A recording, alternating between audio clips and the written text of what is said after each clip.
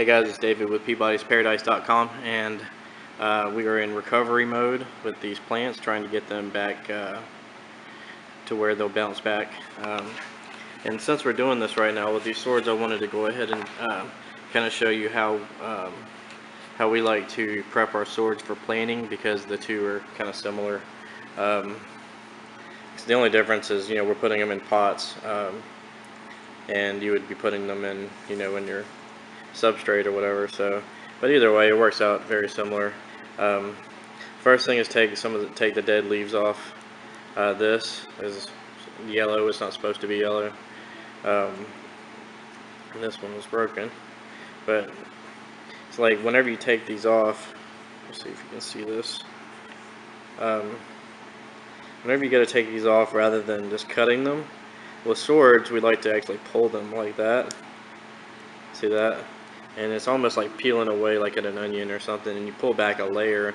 That seems to help stimulate new growth a lot better, and keeps from having just a little nub over there that's just kind of either dying or just taking up resources. So that works out good, and these roots can be trimmed down.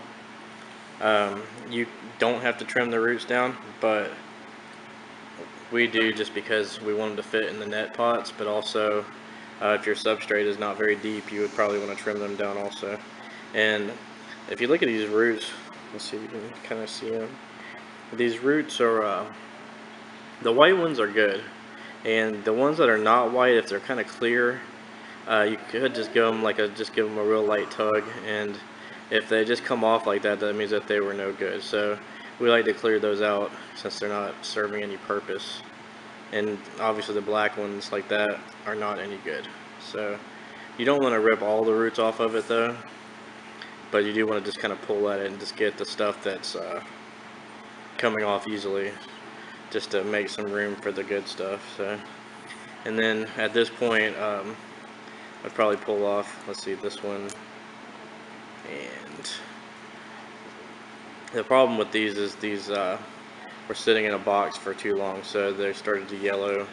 This yellow will not go away on these plants, like on these leaves anyway. The new shoots, as long as they're healthy when they come up, they'll be the green color that they're supposed to be. But otherwise, these, like, they will not just turn back from this yellow to a green on their own. Like, it comes from the new growth. So with this, I'm gonna leave. Let's see, I'm gonna leave these on here just so that they can it can grow faster. But you don't have to have a bunch of leaves on there. You can get away with just 2 or 3 leaves if you need to. But if possible, it's best to leave a couple on there so that's got something to use to grow with. So, and then now I'm just putting this. I'm using Sure2Grow Hail cubes. And the purpose of this is basically just to hold the plant in place in this net pot. And see, there you go. See, that's pretty much it right there. Like, that's just, and then we just stick it down in our immersed setup somewhere, and then just let it go. So, but that's pretty much how you do it. And we got another bunch of plants to go. Like, I didn't notice this earlier, but some of these melons are, as you can see, they're not doing fantastic on some of the leaves, but the new growth should come out and look okay. It looks good to me. So, and the root systems are still nice and healthy. So we should be able to bounce these back soon in the next week or 2. These are the Kleiner Prinz swords. These are awesome looking. I mean, beautiful swords. Kleiner Prinz is actually German for small prints, and they got that name because they stay relatively small. They only get up to about 1 foot tall, so they work out really great for smaller aquariums. And they have this beautiful red and dark red maroon color with also like this kind of dark green color. So it's a very unique sword. So check them out.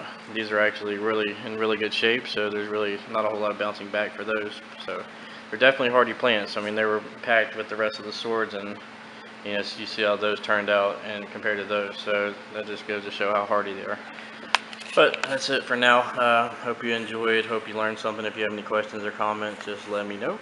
And we'll see you next time. Peabody'sParadise.com. Bye.